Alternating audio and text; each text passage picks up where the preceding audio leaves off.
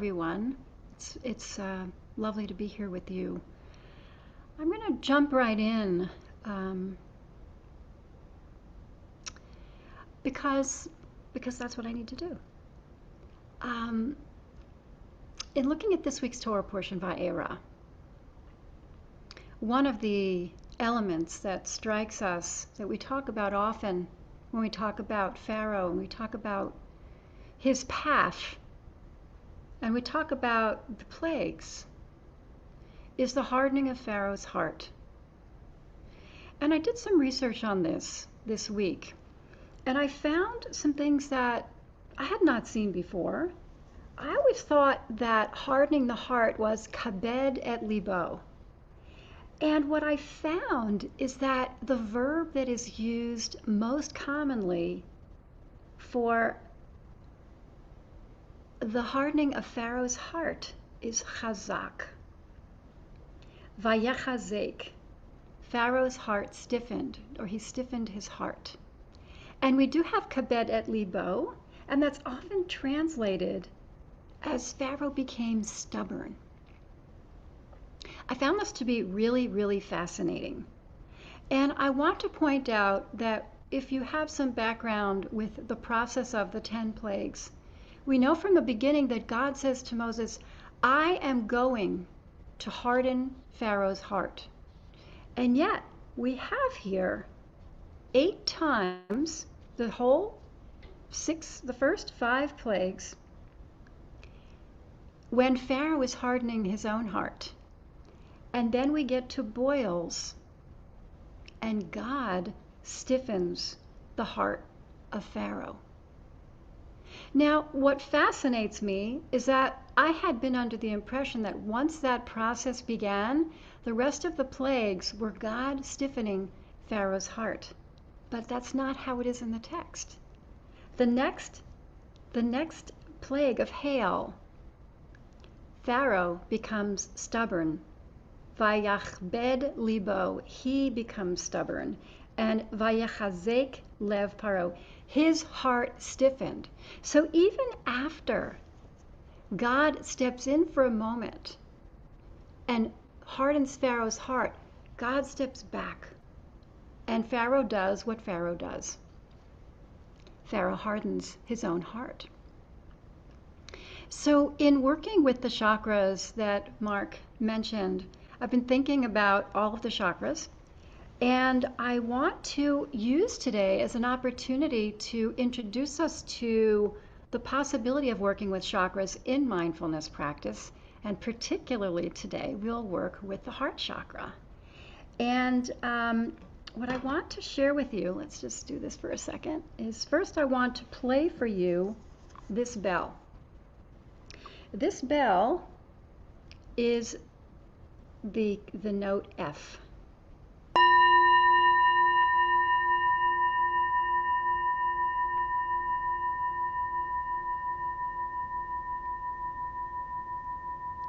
Just take that in. I'm going to ring it again.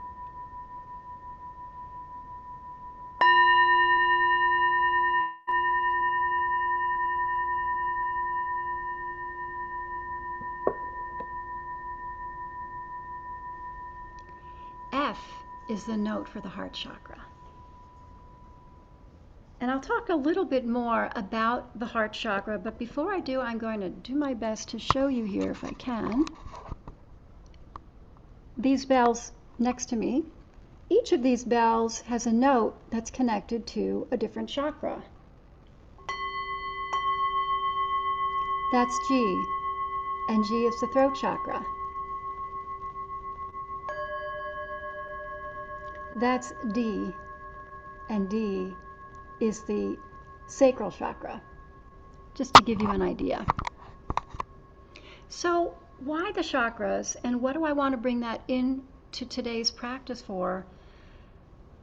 For some, the focus on breath is challenging in meditation, and for those who have a sense of being highly sensitive, neurodivergent, on the spectrum, those who've experienced trauma, maybe you're feeling PTSD or you've had trauma in your life in some way, Sometimes we need a different way to get into settling ourselves for mindfulness practice. And a few things about the heart chakra, right? Let's just take a second and put our hand here, if that's comfortable for you. It connects with all of our senses, the heart chakra. The note of F, sound. Colors. You'll see that I'm in pinks and greens. These are the colors of the heart chakra. And they're colors that are calming. They can be energizing but also calming. There are crystals that we can keep in our world to harmonize the throat chakra. Again, the idea of pink is not terribly surprising. These are rose quartz crystals. And this one that I absolutely love, this little dolphin that my daughter gave to me years ago. So you can hold them in your hand when you sit for practice. Or you can lie reclining in your shavasana or at a time of rest and just place them literally on your heart. Jade is another stone which is in this necklace. This is jade and rose quartz. Fluorite. Notice the purples and the greens. Same here. Same idea. You can place these in your hands or you can place them on your heart. Tourmaline is a wonderful crystal for the heart chakra. I find it hard to find. So these are some ways that we can bring the color into us, including wearing those colors if we're wanting to bring some connection to the heart center into our soul. There are foods, avocados, leafy greens, green tea, scents, the scent of rose, lavender, right? These can be essential oils. And the element of air. Air is all around us, and even if breath is not comfortable for us, if we can sit in the outside or just bring our attention to the air around us, it can be calming for the heart chakra. So the heart chakra, as it might make sense, governs love and compassion, forgiveness, empathy, the way we interact with others.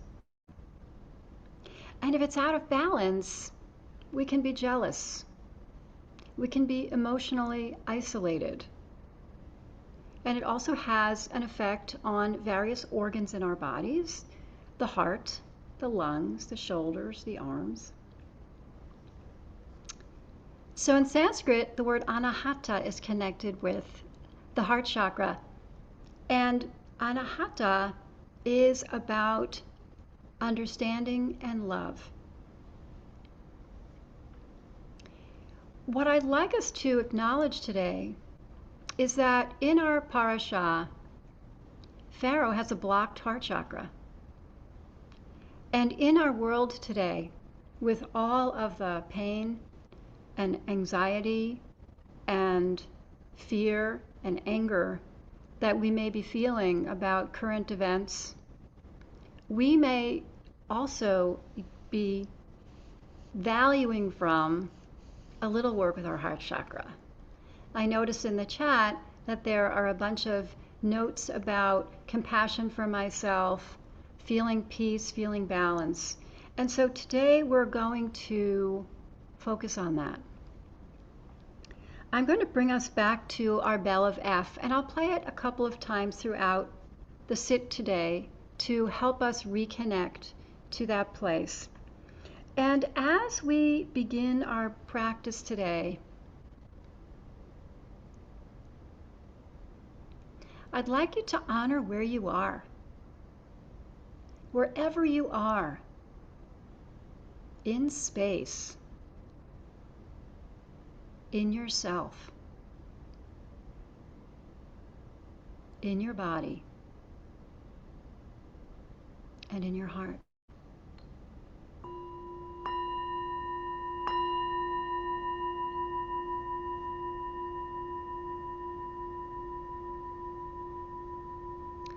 So let's begin by bringing our awareness to our heart And again, if it's comfortable for you, take your hand and place it here, maybe even massage just a tiny bit, bringing warmth, bringing circulation. You might envision pink blood flowing, warming you. You might envision green, that beautiful sigh of fresh spring leaves. See them in your mind's eye. If breath is a comfortable anchor for you, breathe them in.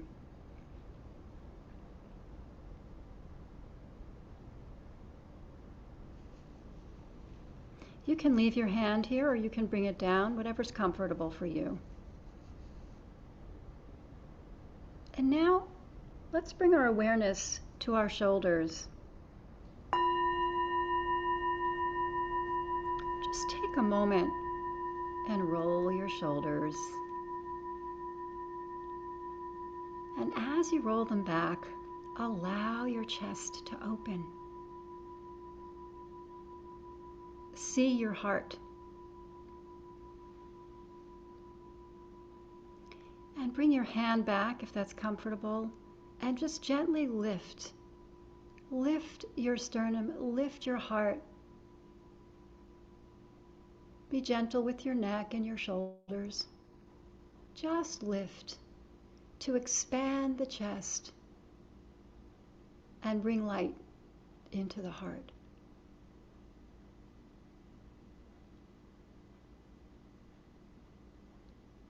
Bring yourself back to center. And if this is available to you and comfortable, I invite you to stretch up yet again.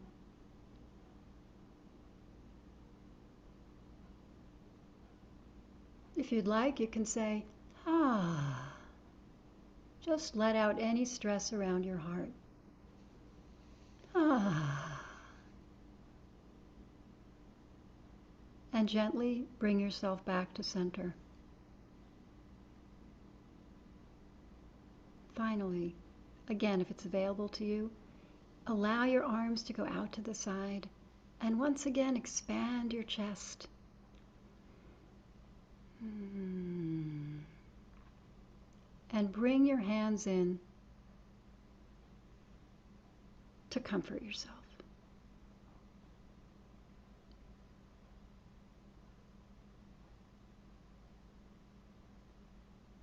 If breath is available to you, you might choose an exhale. If not, use your hands as a way of holding and comforting yourself.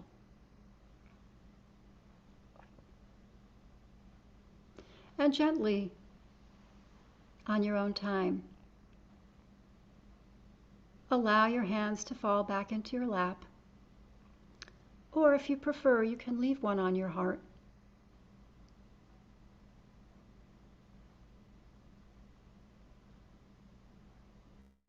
And let's take a moment to feel our feet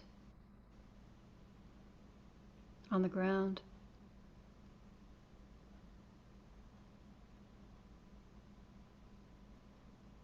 Our legs coming up from the ground into our hips. Feel our hips contacting our seat, which also connects us to the ground.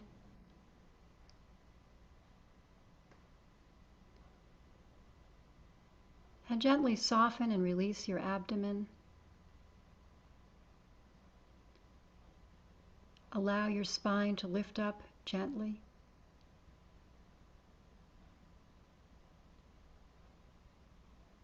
Soften your throat, your eyes, your eyelids.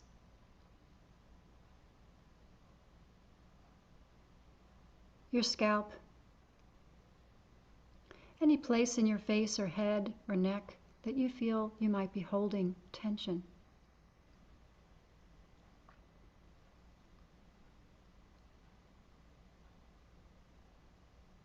And when you're ready, I invite you to bring your attention back to your heart.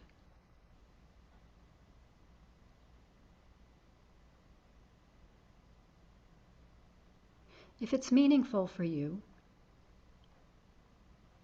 you may choose to stay connected with the color, a pink or a green.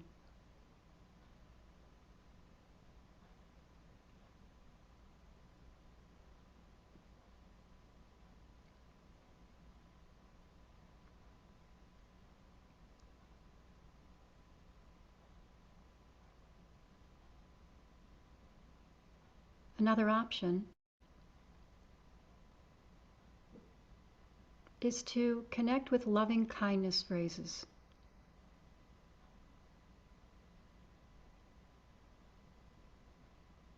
I am loving kindness.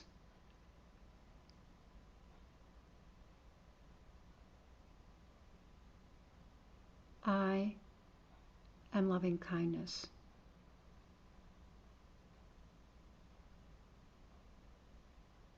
I am loving kindness.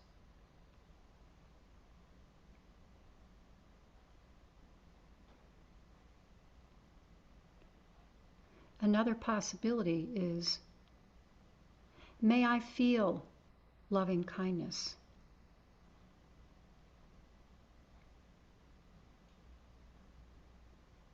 May I feel loving kindness.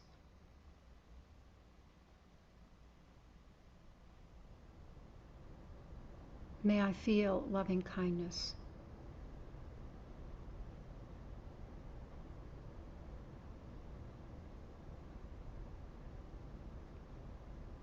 Or, may I feel peaceful.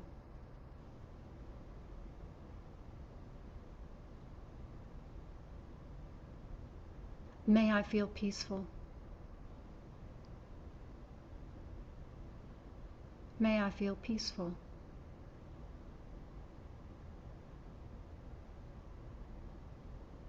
See if one of these works for you. And if so, continue to repeat it to yourself. If there's a word or a phrase that resonates more fully for you, then go with that.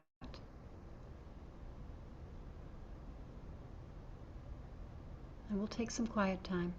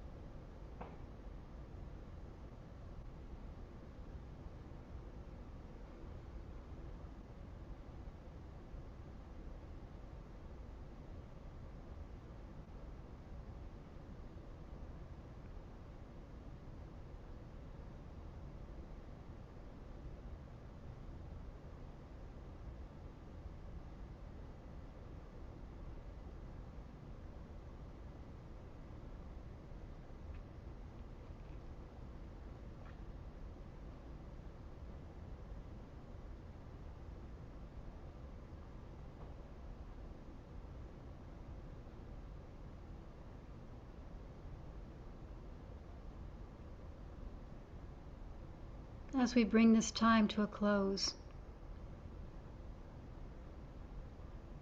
if you like, again, place a hand on your heart. Thank your heart chakra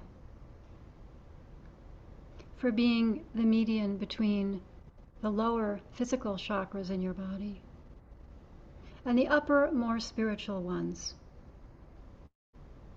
for being that meeting place, for pumping beautiful life into your body with each heartbeat, for helping you to connect to your own soul and to the souls of others. And if you get lost, you can close your eyes and think pink or green, grab a stone, eat a salad, something that brings you back and reminds you that you are one with all.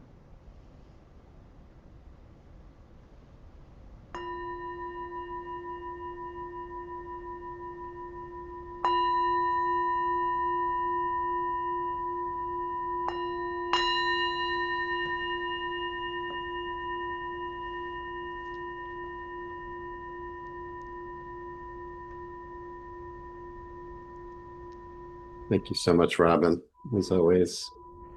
And friends, let's seal this beautiful practice with an opportunity for those in mourning or Rosaria Yartzeit to recite the Mourner's Kaddish.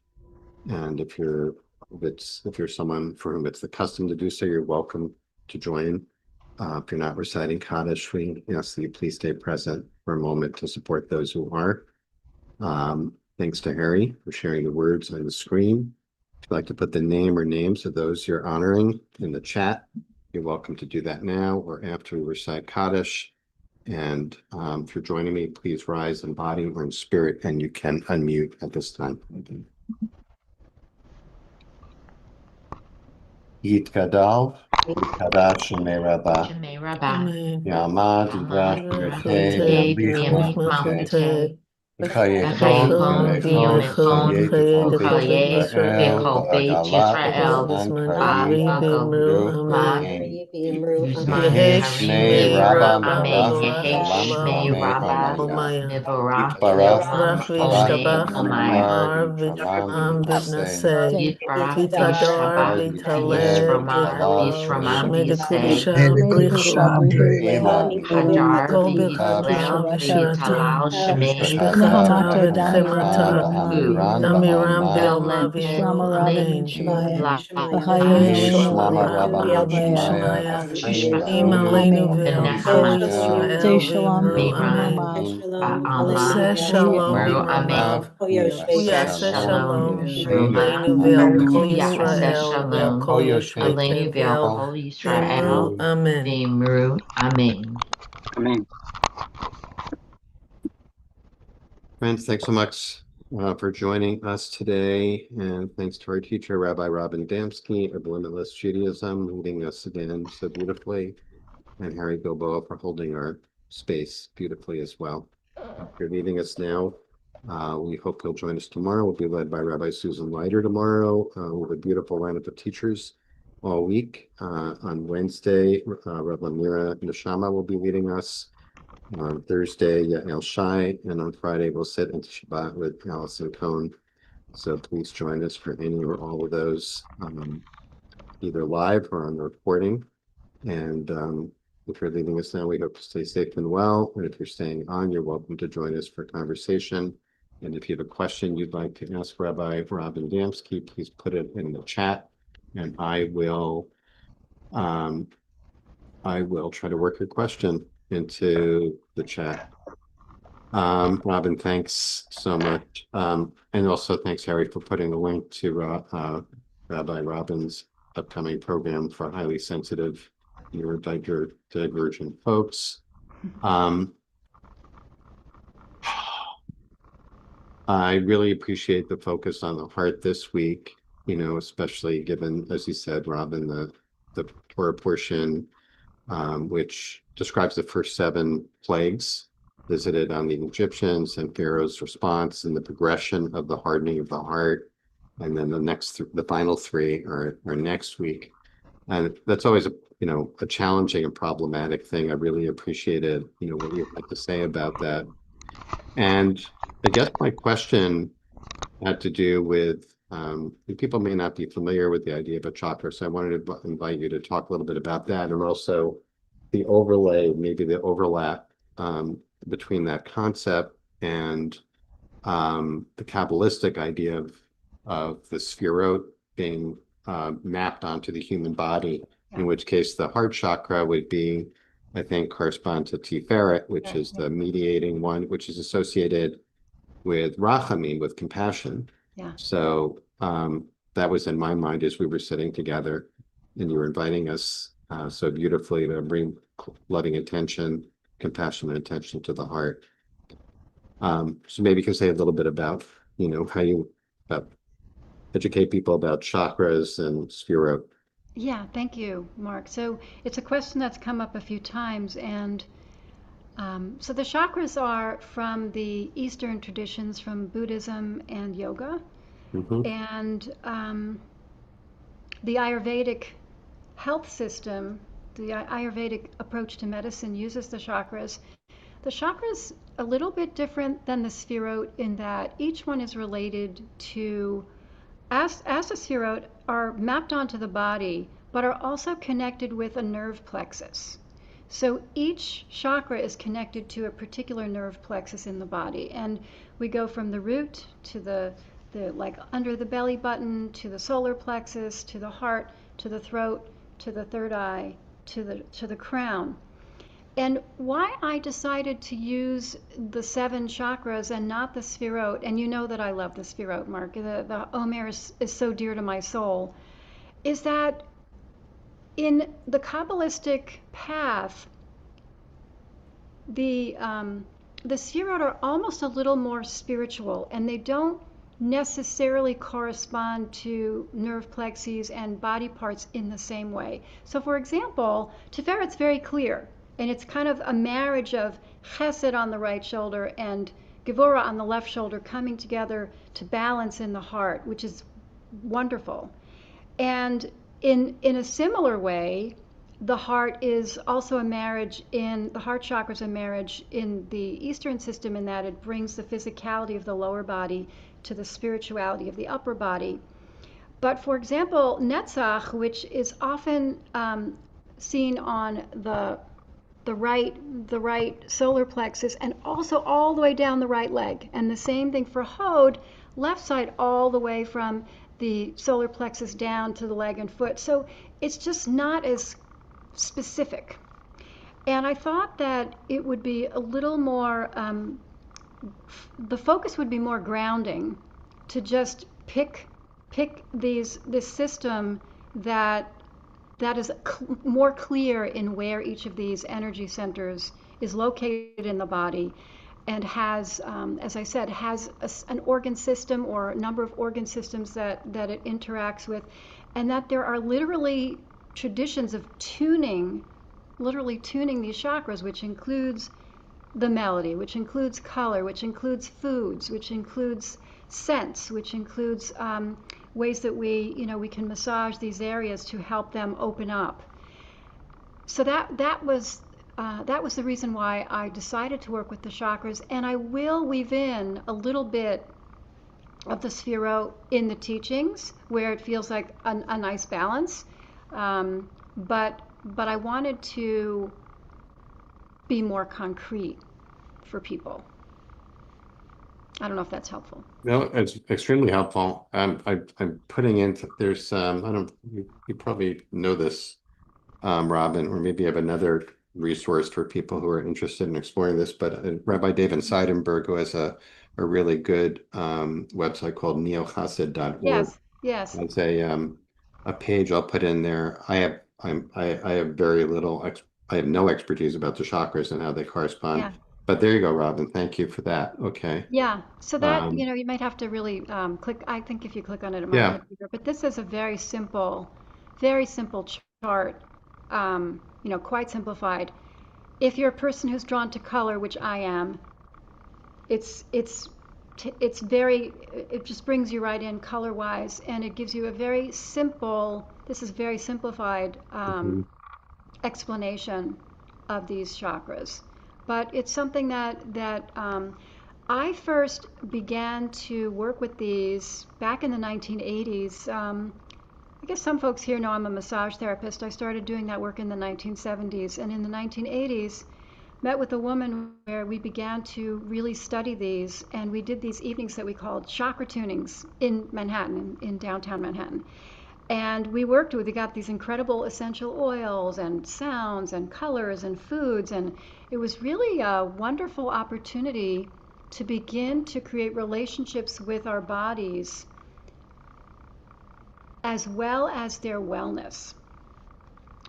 And that's what came to me when I was thinking about this course, is that for those who have a challenge in using breath as a grounding for meditation, perhaps color can be grounding. Perhaps sound, a tone can be grounding. Perhaps having crystals that could be in the hands, or particular foods that they can eat throughout the day could be grounding, and that in different times we may feel called to different energies. Like my throat feels really, really, I'm struggling right now. I'm so upset about something. So maybe we'll do some work with the throat chakra. As another example. I guess I want to build on that. When we notice, an issue around a particular area of the body, that tells us something about what's happening, about the truth of our experience. So, like Anita wrote in the chat, who lives in Minneapolis, and there might be others here as well who live in Minneapolis or in areas that are being similarly impacted, of this challenge of, just to relate it back to Pharaoh and the Parsha, of noticing our own hardening of hearts in reaction to much of what we see in the world around us. Yes. So what would you say about that in terms of bringing attention to hardness in our own heart, or tightness, like you just said, in the throat or wherever in the body, and working with that? Well, I think that, it's interesting because this is really the forerunner of this course altogether, is the high level of stress that we're living with in this country right now. And maybe this is worldwide. I hearken back and think that this began in the Jewish community on October 7th, a couple of years ago, and it just keeps expanding and getting, it's ballooning. And we need to find ways to keep ourselves whole. So if I step out on the street and ICE is in my community, or there's a rally in my community, I may have to stiffen myself a little bit to take care of myself and to be able to be in that space. But if I do that with the recognition that I'm putting on literally like a suit of armor in self-protection, and that I come back home and then I place my hand here and say, oh my gosh, that was hard. I had to become hard. And that we do some practices with ourselves and for ourselves, so that we don't become Pharaoh, so that we don't become that hardness. And we remember what matters. I think that we need to do that right now. I just came back from an 11-day meditation retreat with Awakened Heart Project in Mexico, and the pain in that room was just incredible. And the pain that I had, how much I had really like numbed myself because I couldn't take any more. And the beginning to, literally strip off that pain, strip off those layers, and feel safe, so that I could be who I remember that I am, which is kind, which is loving, which is caring, which is looking to heal in any way that I can. And if I spend more time with that each day, then I can acknowledge the moments where I'm not there, or where I think I literally have to put something on to take care of myself. Right. And then to come home or call somebody that, that we know that we feel safe with, that can help us get back home. Thank you for all of that. That's I think extremely helpful for me. I imagine for others too.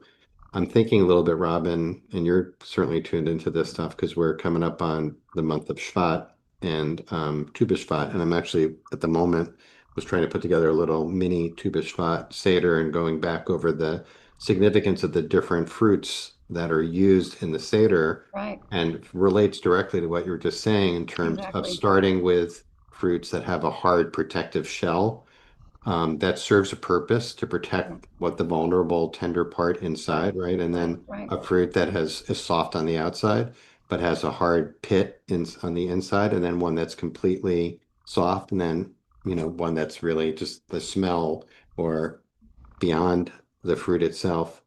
And it honors all those different parts. In other words, that to go back to the heart, that the hardening or strengthening of the heart is it's not like that's a bad thing inherently, right? There are times when that is what's called for in order to protect the compassionate core of the heart in some way, right? Yeah. But we also need those parts. We need the warmth of an environment like you're describing at the retreat or the spring that comes that begins to enable us to get through that protective shell and that hardening to Yeah. the tender part inside. Yeah. And as I'm listening to, I'm thinking about tough love, right? So when we rally or protest, we may be expressing tough love. Hmm. And some of us are willing to put ourselves in the situation of being arrested to make that point. And Right. that requires a level of strength. And yet again, um, how do we find our way home? Hmm. Hmm. Back to safety and back to vulnerability. Because otherwise we become what we are fighting against. Yeah. We become the perpetrators. Yeah. And it's hard not to think, for me at least right now, of Renee Good's, final words um, to say, I'm not mad at you, right? A moment, an expression of genuine compassion and how that turned out. And how difficult it is to strike that balance, in times when the hearts of so many are so hard. Yes. And on the So other go ahead. side, Yeah. so here in Durham, there was a huge pop-up right after ICE came on the streets here Hmm. in a school building that's not being used as a school building anymore. Hmm. And people just purchased food. Like everybody made donations and hundreds and hundreds and hundreds of pounds of food were purchased and people just volunteered their time and showed up and we broke down these 50-pound bags of rice and beans and these giant bags of peppers and fruit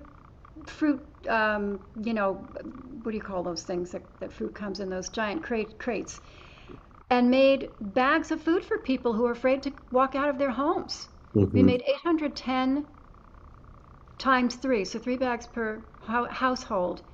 That particular Friday, that's what we were preparing for people for the day after Thanksgiving to be delivered on Saturday. And like that's the heart. Everyone in that space was there because of the outpouring of their heart.